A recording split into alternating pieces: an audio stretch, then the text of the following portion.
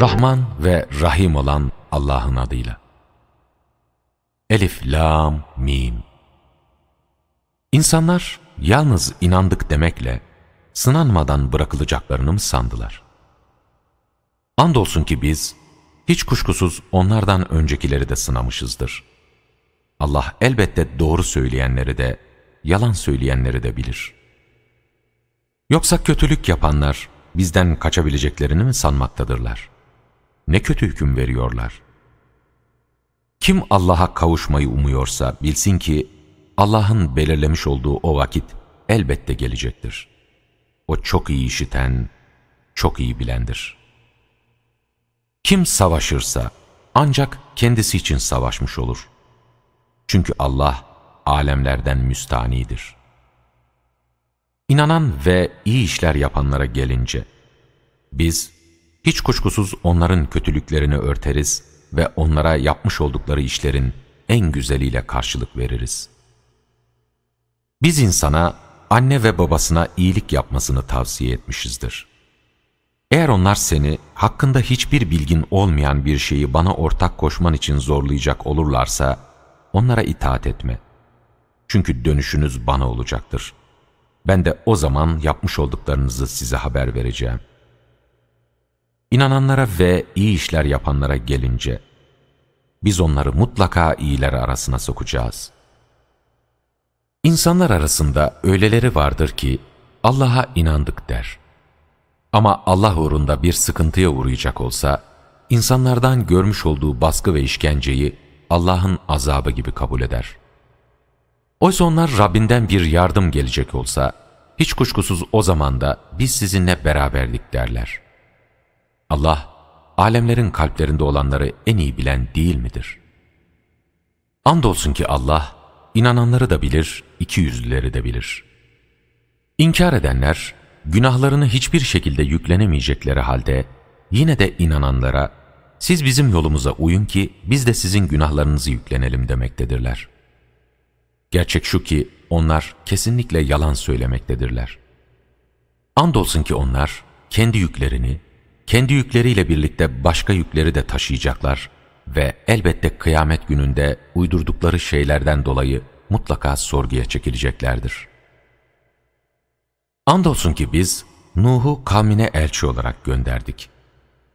O onların arasında 50 yılı eksik 1000 yıl kaldı. Sonunda tufan, zulümlerine devam ettikleri bir sırada onları ansızın yakalayıverdi. Ancak biz onu ve gemide bulunanları kurtardık ve bunu alemlere bir ibret yaptık. İbrahim'i de elçi olarak gönderdik. Hani o kavmine şöyle dedi: Allah'a ibadet edin, ondan korkun. Eğer bilirseniz bu sizin için daha hayırlıdır. Siz Allah dışında bir takım putlara ibadet ediyorsunuz ve yalan şeyler uyduruyorsunuz. Sizin Allah dışında taptıklarınız size rızık veremezler. Öyleyse siz rızkı Allah'ın yanında arayın. Ona kulluk edin ve ona şükredin. Ona döndürüleceksiniz. Eğer yalanlayacak olursanız bilin ki sizden önceki ümmetler de yalanlamışlardı. Elçiye düşen apaçık tebliğden başka bir şey değildir. Onlar Allah'ın yaratmayı nasıl başlattığını ve sonra onu nasıl sürdürdüğünü görmüyorlar mı? Kuşkusuz bu Allah'a göre kolaydır. De ki, yeryüzünde dolaşın, Allah'ın yaratmaya nasıl başladığını görün. Sonra Allah son yaratmayı da yapacaktır. Çünkü Allah her şeye gücü yetendir.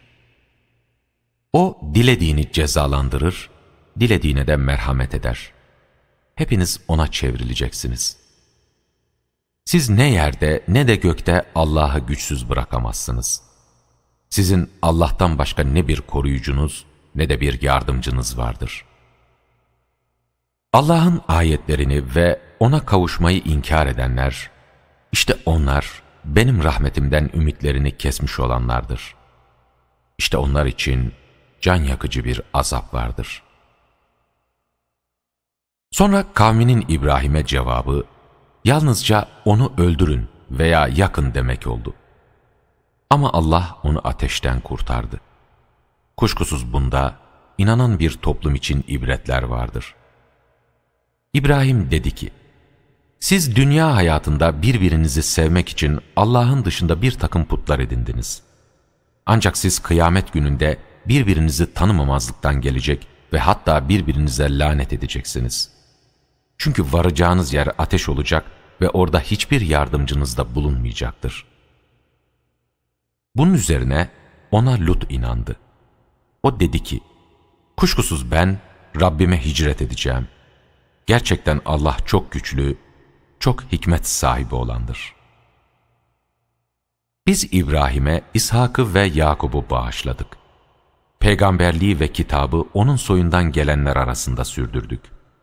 Ona bu dünyada karşılığını verdik. Kuşkusuz o, ahirette de iyiler arasındadır. Lut'u da elçi olarak gönderdik. O kavmine şöyle demişti: siz kendinizden önce alemlerde hiç kimsenin işlemediği bir iğrençliği işliyorsunuz. Gerçekten siz şehvetle erkeklere gidiyorsunuz, yol kesiyorsunuz ve çirkin işleri toplantılarınızda yapıyorsunuz, öyle mi? Kavminin cevabı yalnızca, eğer söylediklerin doğruysa bize Allah'ın azabını getir demek oldu. Lut dedi, ey Rabbim, şu bozguncu topluma karşı bana yardım et. Elçilerimiz İbrahim'e oğlu olacağına dair müjdeyi getirdiklerinde şöyle dediler: biz bu kent halkını yok edeceğiz.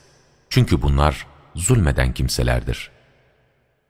İbrahim dedi, ama orada Lut var.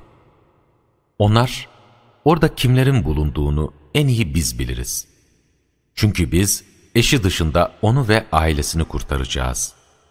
Ancak eşi geride kalanlar arasında olacaktır dediler. Elçilerimiz Lut'a gelince, Lut onlar hakkında kaygılandı ve sıkıntıya düştü. Ona dediler ki, korkma, üzülme.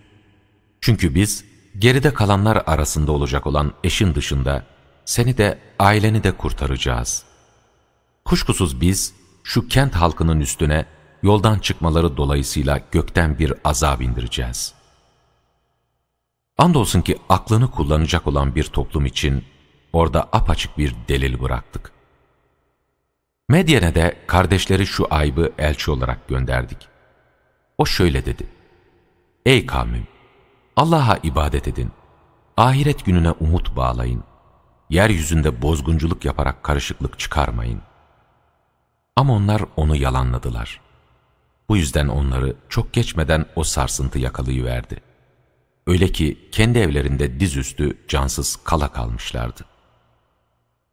Biz Ad ve Semud kavimlerini de yok etmiştik. Bu oturdukları yerlerden size belli olmaktadır.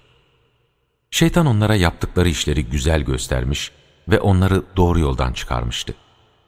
Oysa onlar gerçeği kavrama yeteneğine sahiptiler. Karun'u, Firavun'u ve Haman'ı da yok etmiştik. Andolsun ki Musa onlara apaçık kanıtlar getirmişti. Ama onlar o yerde büyüklük tasladılar. Oysa onlar yarışta öne geçebilecek değillerdi. Nitekim onlardan her birini günahıyla yakaladık. Onlardan kiminin üstüne taş yağdıran kasırgalar gönderdik, kimini korkunç ses yakaladı, kimini yerin dibine geçirdik, kimini de suda boğduk. Allah onlara zulmedecek değildi.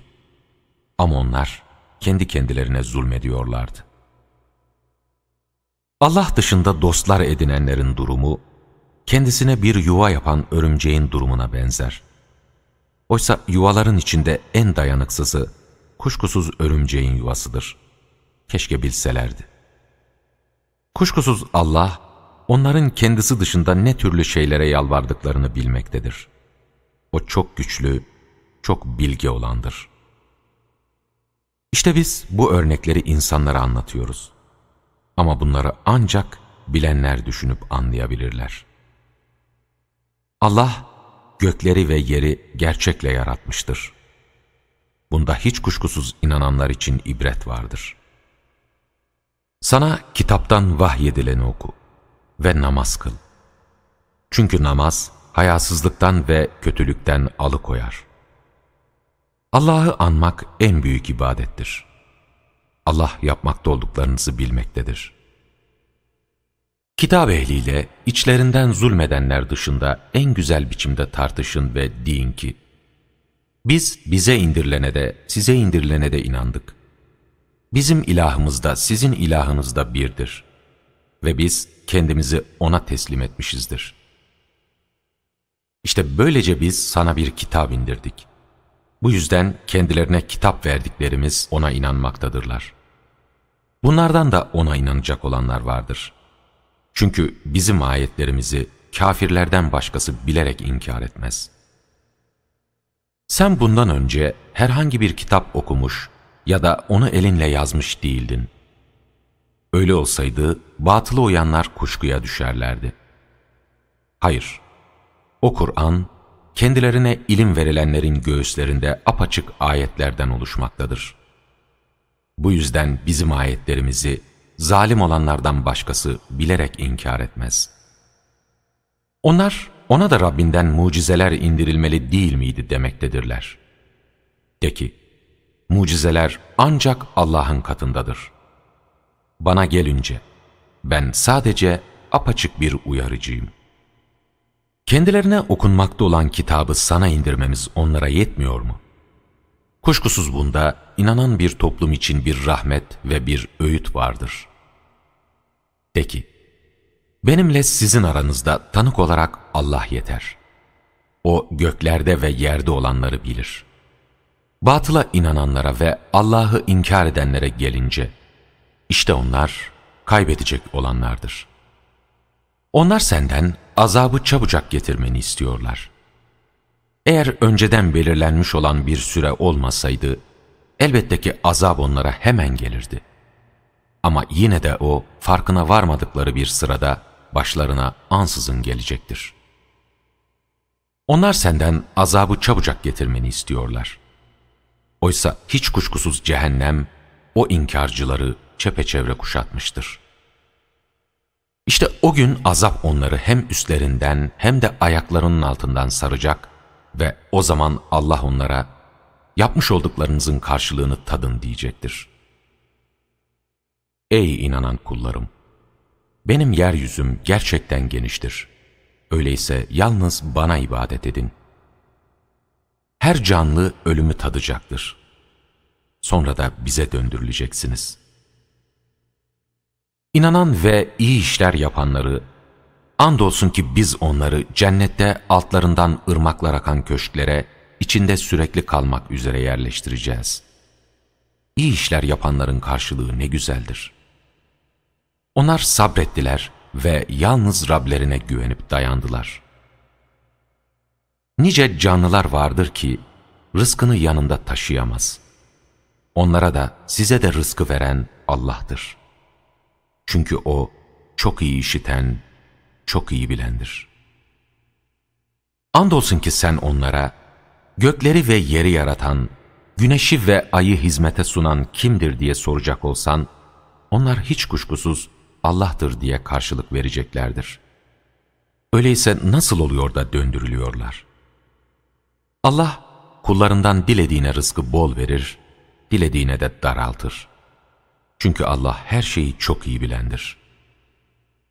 Andolsun ki sen onlara gökten suyu indiren ve onunla ölmüş olan toprağa yeniden hayat veren kimdir diye soracak olsan, onlar hiç kuşkusuz Allah'tır diye karşılık vereceklerdir. De ki, öyleyse övgü Allah'ındır. Ama onların çoğu aklını kullanmazlar. Bu dünya hayatı bir eğlence ve bir oyundan başka bir şey değildir. Ahiret yurduna gelince, işte gerçek hayat odur. Keşke bilselerdi. Onlar gemiye bindiklerinde dini yalnız ona has kılarak Allah'a yalvarırlar. Onları karaya çıkarıp kurtardığındaysa hemen Allah'a ortak koşmaya başlarlar. Onlar kendilerine verdiğimiz nimetlere karşı nankörlük etsinler ve bir süre daha zevk içinde yaşasınlar. Ama yakında öğrenecekler. Onlar çevrelerinde insanlar sürekli saldırılara uğrarlarken, bizim yurtları olan Mekke'yi kutsal ve güvenli kıldığımızı görmüyorlar mı? Onlar hala batıla mı inanacaklar ve Allah'ın nimetlerine karşı nankörlük mü edecekler? Allah'a karşı yalan uydurandan veya kendisine geldiğinde gerçeği yalanlayandan daha zalim kimdir? Cehennemde inkar edenlere yer mi yok? Bizim uğrumuzda savaşanlara gelince, andolsun ki biz onları kesinlikle yollarımıza ulaştıracağız. Çünkü Allah iyilik yapanlarla birliktedir.